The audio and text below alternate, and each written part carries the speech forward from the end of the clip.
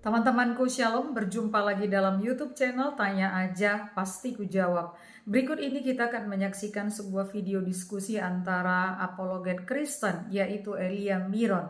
Seperti apa diskusinya? Mari saksikan video ini dari awal hingga akhir dan semoga memberikan pencerahan ya.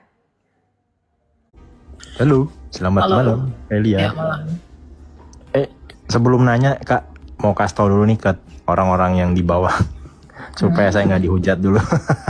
Karena saya jujurnya, saya udah bilang ke Kak Elia, saya kagum sama Kak Elia, saya juga kagum sama CP, sama kagum sama Bu Sofi juga. Cuma kemarin yang sempet Kak Elia ada join live-nya mereka ya, saya ada lihat satu bapak polisi.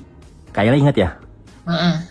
Nah, saya dengerin Pak polisi sama Bang CP, sama Bu Sofi, sama Kak Elia. Nah, soal ini nih saya pengen tahu nih pandangan. Sebenarnya saya melihat Bapak polisi itu ngomong mungkin ada benarnya juga.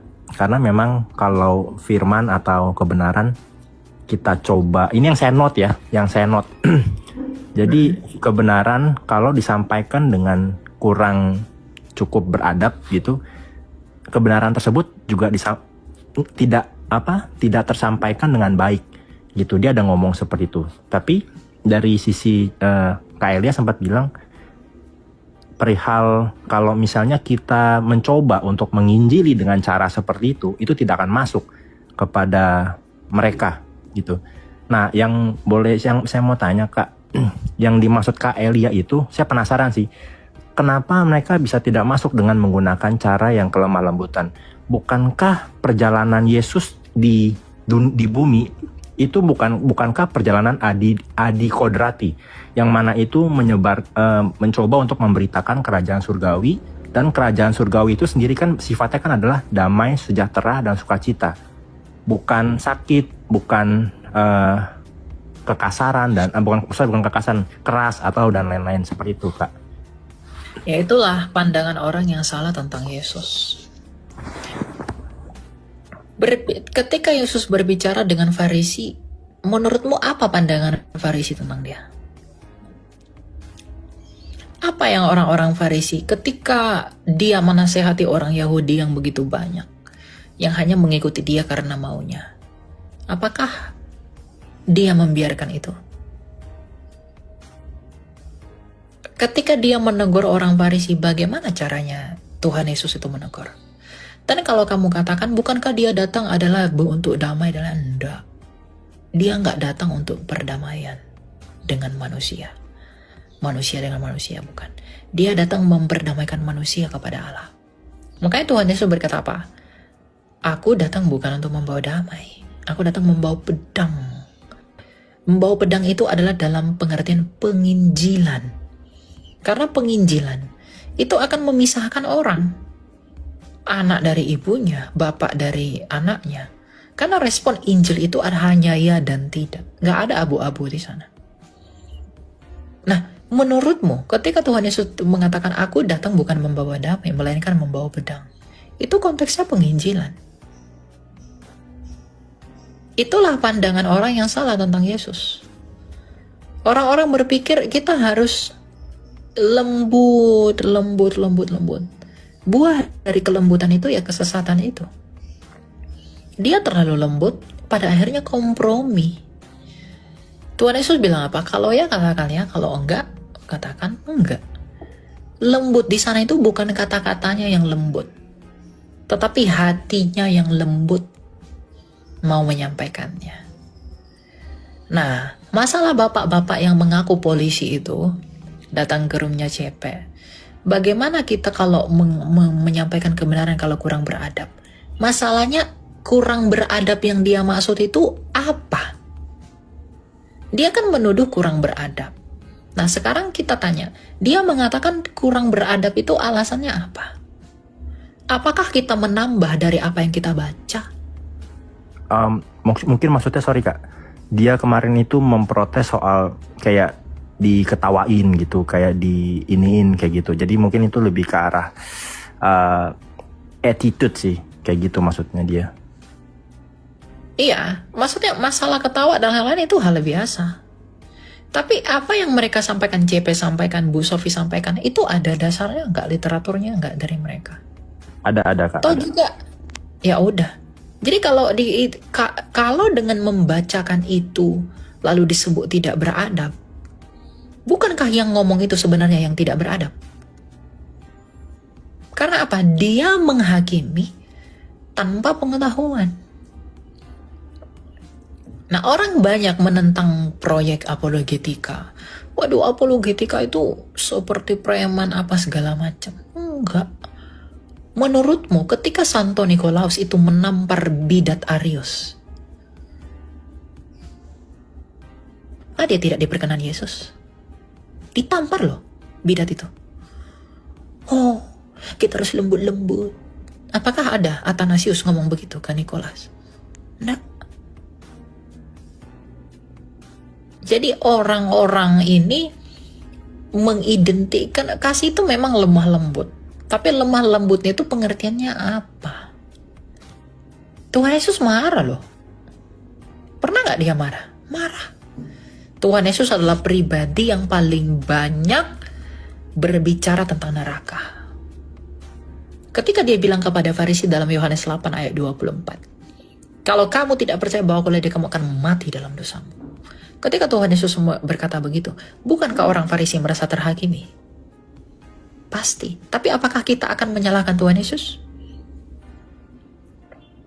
Enggak kan? Ketika dia memporak-porandakan pedagang-pedagang yang di bait Allah, apakah menurutmu dia marah? Ini penjual burung. Aduh, apakah gitu kira-kira memindahin barangnya?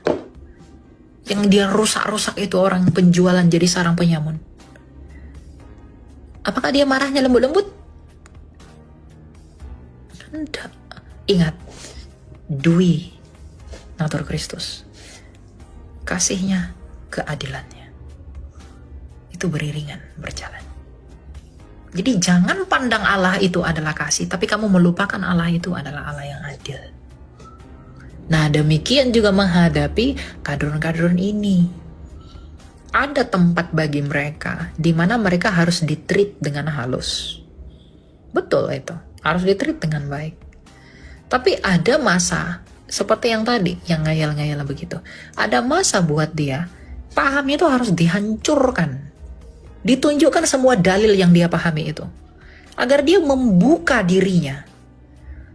Seperti tadi, saya ngajar, masuk nggak di kepala dia?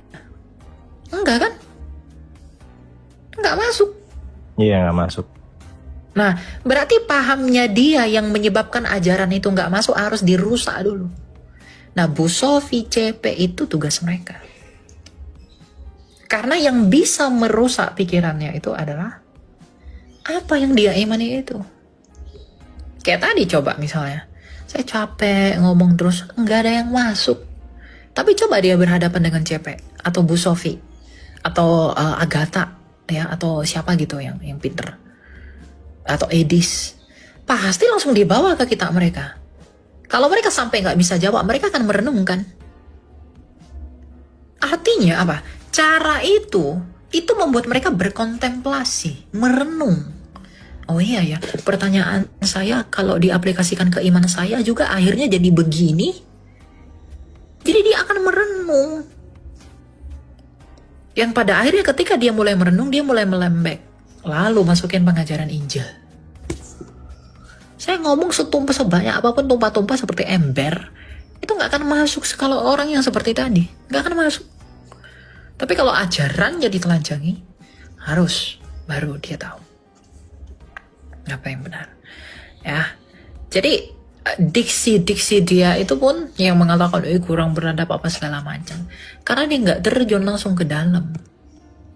Makanya saya bilang ya udah biarin aja Bu Sofi dengan cara Bu Sofi, CP dengan cara CP, lalu siapa Edis dengan Edis, Agatha dengan cara Agatha, biarin aja mereka dengan cara mereka. Nggak usah sok-sokan kita tuh jadi guru BP buat mereka. Karena mereka ada pangsa pasarnya tersendiri. Ya, tapi yang paling penting tuh ini, Iya, saya motivasi. setuju sih. Soal pangsa pasar saya setuju sih. Mungkin apologet ini pangsa pasarnya tuh lebih kepada kayak penginjilan kebenaran, terutama kepada orang-orang yang tidak mengenal Kristus gitu ya, Kak ya. Gini,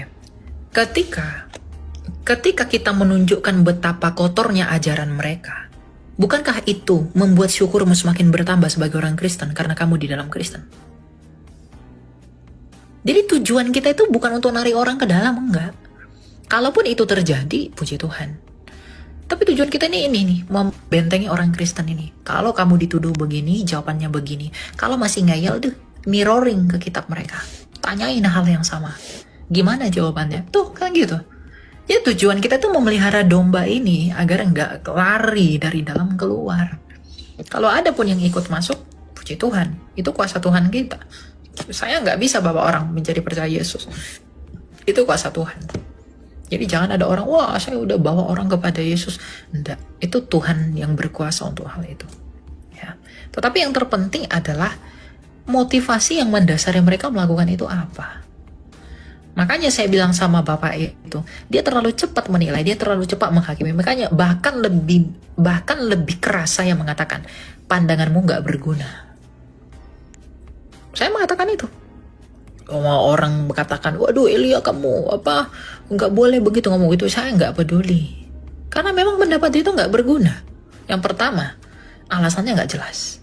Yang kedua, dia menghakimi apa yang udah dilakukan para apologet tanpa tahu mengapa para apologet melakukan itu, dan yang paling parah tanpa mempertanyakan kenapa para apologet melakukan hal seperti itu. Ya, itu saya paham sih, karena dia nggak tahu backgroundnya dulu.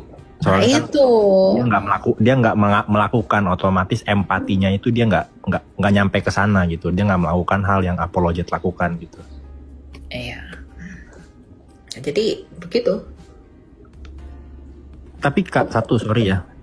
Ini kalau kemana saya amati sih dari roomnya saya amati ya. Kalau si Kak Eli kan tipikalnya itu memang lebih bukan tipikal yang lebih ada sound-sound yang ketawa-tawa gitu, tapi lebih fokus kepada kebenarannya langsung gitu. Jadi kayak lebih menampar lah kata-katanya gitu dibandingkan instrumen-instrumennya.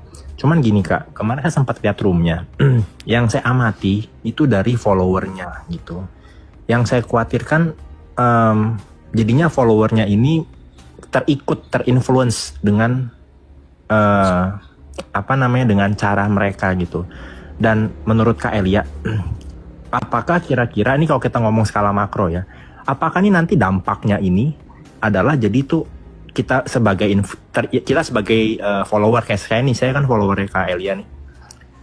Kalau misalnya kita terikut juga stylenya terikut stylenya influencernya gitu, bukankah itu nanti akan bisa menyebar dan jadi banyak, dan itu jadi saling berperang ya gitu, jadi tidak ada gitu hal-hal yang malah menambah dosa gak sih gitu, maksud saya kayak ngata-ngatain kan di kolom komentar. Berperang dengan mereka itu wajib. Efesus 6, lawan kamu adalah penghulu-penghulu di udara. Mereka kan memang pengajarannya dari situ, dari penghulu-penghulu di udara ini, kerajaan yang gelap yang tak kelihatan itu. Gitu. Ya memang harus dilawan, dengan kita harus berperang dengan mereka. Ajaran-ajaran mereka yang rusak itu. Ya. Tetapi peperangan yang dimaksudkan di sini bukan peperangan fisik dan lain sebagainya. Makanya orang yang mendengarkan itu juga harus punya hikmat. Hikmat apa? Untuk memilah. Sanggup nggak dia melakukan itu? Bisa nggak dia melakukan itu?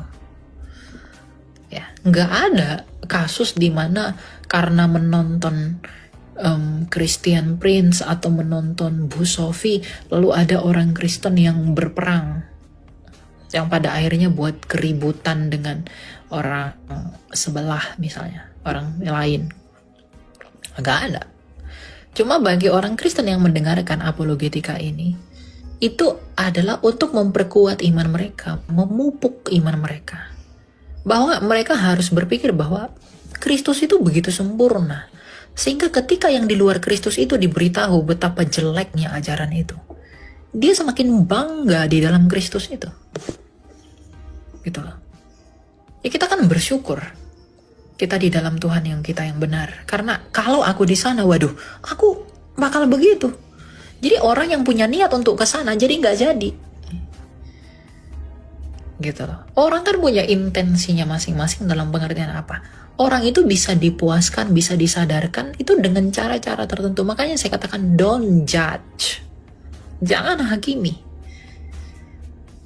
Mereka rela loh berkorban waktu, tenaga, pengetahuan, belajar, terus belajar. Dan yang paling penting adalah mereka melakukan itu karena panggilan mereka untuk apa? Untuk membungkam tuduhan-tuduhan mereka tentang iman kita. Kalau kita jelasin Kristen terus, mereka nggak akan pernah bisa paham. Tapi kalau itu di mirroring ke mereka akan merenung. Wah, ternyata gitu ya. Oh, ternyata gitu ya. Pada akhirnya kesadaran itu akan membuat mereka pengen belajar terus dan pada akhirnya sampai kepada poin apa yang apologet kita itu sampaikan. Baru Injil masuk. Kayaknya ada ayat yang berkata jangan kasih mutiara kepada babi. Itu artinya kamu jangan kasih sesuatu sama orang bebal. Nggak berguna. Tapi kalau kebebalannya itu dia ubah dengan kesadarannya sendiri, dengan belajar kepada apa yang kita ungkapkan. Dan dia akan berubah, kebebalannya akan berubah karena dia sadar bahwa ajarannya pun rusak, baru Injil dimasukin. Itu cara yang benar. Gitu. Jadi aku nggak masalah dengan cara mereka itu. Ya.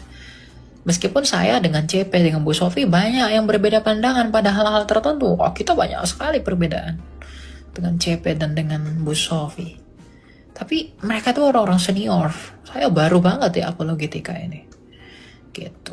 Jadi mau mereka ada sound-sound ketawa itu, saya pikir sound-sound ketawa itu hanya untuk membuat suasana jadi lucu. Ya mungkin untuk orang yang mendengarkan mungkin terkesan menghina ya. Mengejek begitu yang sound-sound itu.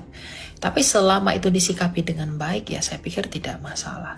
Tapi kenapa saya pribadi nggak pakai sound-sound ketawa apa segala macam? Karena bagi saya penginjilan itu adalah sesuatu yang berwibawa buat saya.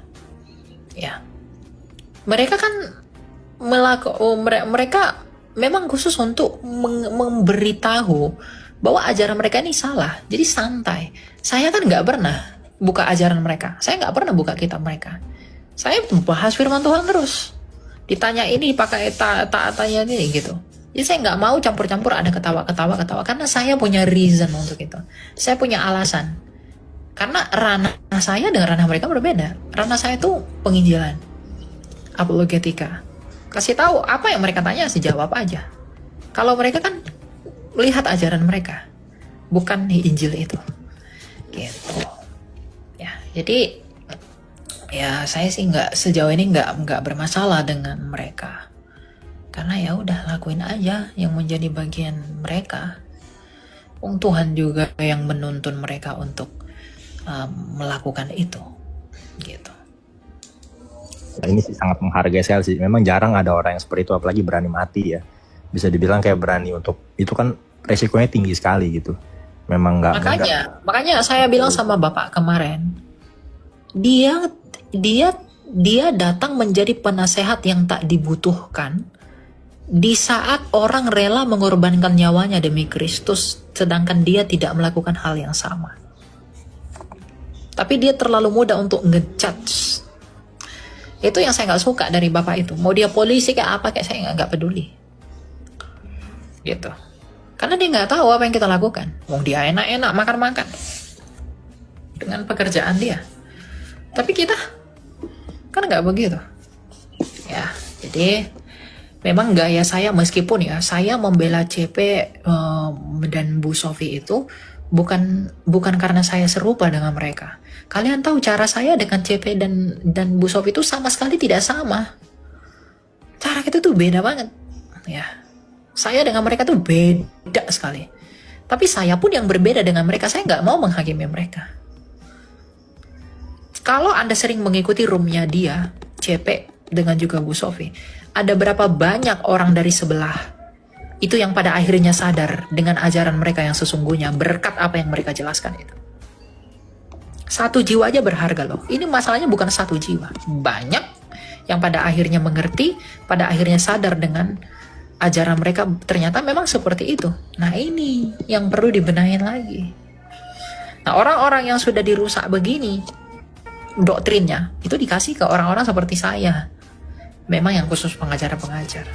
Jadi nggak ada yang salah. Ya, ketika Rasul Paulus marah-marah, ketika bapak-bapak gereja berlawanan dengan para bidat, mereka lebih parah loh dari kita loh. Kita nggak pernah menampar orang. Santo Nikolas itu menampar bidat. Plang katanya, sesat. Kamu katakan Yesus itu bukan Tuhan, bukan ilahi. Kira-kira begitu. Tapi kan dia melakukan itu karena cintanya kepada Tuhan, kepada ajaran itu. Ya. Jadi Oke. makna kasih itu harus didalemin. Bukan berarti kita itu dalam memberitakan Injil ya dalam pengertian begini loh, kebencian atau mungkin kekasaran ya. Apa yang dilakukan bapak-bapak gereja itu, misal Santo Nikolaus itu menampar bidat Arius begitu. Ya kita nggak harus lakukan yang begitu sekarang karena kita nggak tahu. Mungkin itu karena parahnya ajaran yang salah itu dulu, makanya sampai Santo itu melakukan itu. Tapi sekarang kan caranya udah berbeda, segmennya udah berbeda. Gitu. Jadi ya harus berhikmat lah untuk melakukan dan untuk menilai. Jangan terlalu cepat menilai. Gitu. Gitu ya. Itu yang bisa saya sampaikan.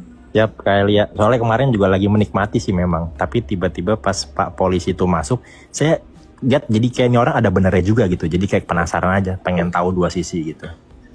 Gitu sih, kayak lihat. Ya, mungkin niat dia benar, tapi caranya itu niat dia benar, tapi dasarnya nggak benar. Gitu kan dia nggak tanya dulu kenapa begini dan lain-lain. Itu urusan dia lah. Banyak yang seperti itu tanpa dia merenungkan. Dia banyak pengen orang jadi guru tanpa pernah mau mengajar. Paham nggak?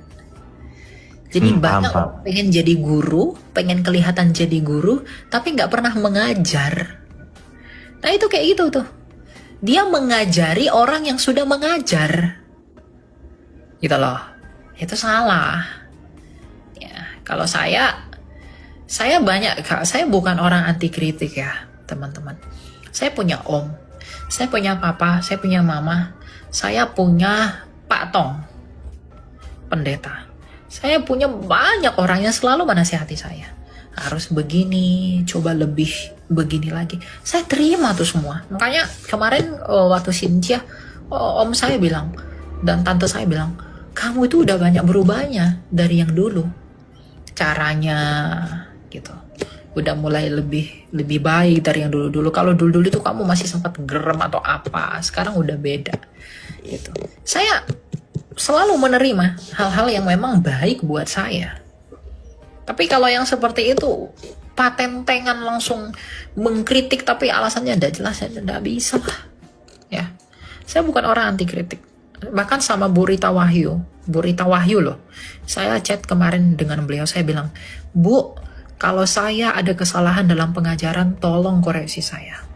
Kalau ada saya salah dalam menyampaikan sesuatu, tolong koreksi saya.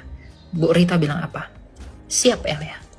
Sama Pak Gracia Pelo. Sebelum saya buat konten, saya kasih tahu deh, Pak Gracia, saya mau belajar dari Bapak. Saya pengen dikasih tahu ini, saya kasih tahu. Saya buat video.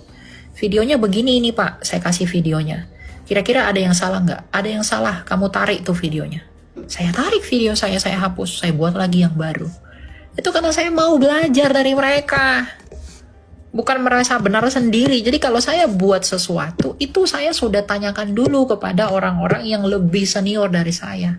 Sama Pak Bambang Nursena kemarin saya chat juga. Pak Bambang, saya mau tanya mengenai Septuaginta begitu. Meskipun Beliau bilang saya masih sibuk, nanti kalau saya ada waktu. Tapi itu upaya saya untuk saya tuh menghargai mereka tuh sebagai orang yang senior gitu loh. Itu cara saya. Pak Bambang saya chat, Pak Gracia Pelo saya chat, Bu Rita Wah yang udah senior-senior ini tuh saya tanya kepada mereka. Gitu. Jadi kalau orang bilang, "Wah, kamu anti kritik," saya nggak anti kritik. Tapi saya lihat yang kritik itu siapa. Gitu loh. Kalau Pak Bambang yang kritik saya, kalau Bu Rita kritik saya, kalau Pak Gracia kritik saya, itu wajar. Kenapa? Karena mereka sudah di dunia yang saya jalani. Gitu. Tapi kalau yang yang tidak berapologetika, tapi ngekritik lalu merasa kita ini kayak penjahat begitu ya, come on lah. Gitu. Jangan begitu. Ya, hargai apa yang udah dilakukan oleh para apologet ya. Gitu. Ada yang lagi bertumbuh, ada yang sudah di atas, ada yang sedang berjalan dan lain sebagainya. Itu ya. Semoga itu membantu. Ya ibarat kata kayak pemusik dikritik yang bukan pemusik gitu ya. Jadi kayak gitu loh. nyambung gitu ya. Tapi ya udah, semua Tuhan kan yang menilai kita. Siap. Thank you Kak Elia jawabannya. Tuhan memberkati Kak. Selamat malam. Udah itu aja Kak, kepanjangan orang lain nggak sempat nanya orang lain. Terima kasih. Selamat malam. Puji Tuhan, kita sudah bersama-sama menyaksikan ataupun mendengarkan akan video diskusi ini, dan kita sudah mendengar bagaimana Elia Miron menanggapi setiap pernyataan ataupun sanggahan, pertanyaan dari orang yang datang untuk boleh berdiskusi dengan dirinya. Satu hal yang harus kita pahami dan hargai teman-teman, bahwa sesungguhnya setiap apologet Kristen itu memiliki cara ataupun teknik dan sasaran yang berbeda.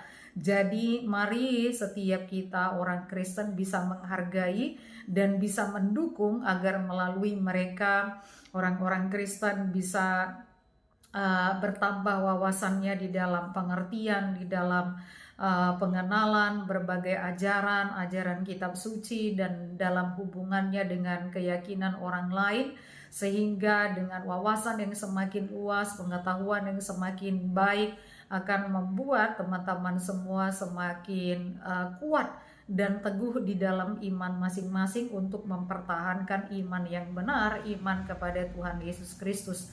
Jadi mulai hari ini saya ingin mengajak supaya setiap orang-orang Kristen yang mengikuti dan mendengarkan setiap diskusi di dalam berbagai channel yang ada, khususnya di channel ini, marilah setiap kita boleh belajar bersama-sama dan menghargai akan cara maupun metode yang dilakukan oleh setiap apologet, dan kita doakan agar melalui mereka banyak orang yang diberkati oleh Tuhan. Tuhan Yesus memberkati.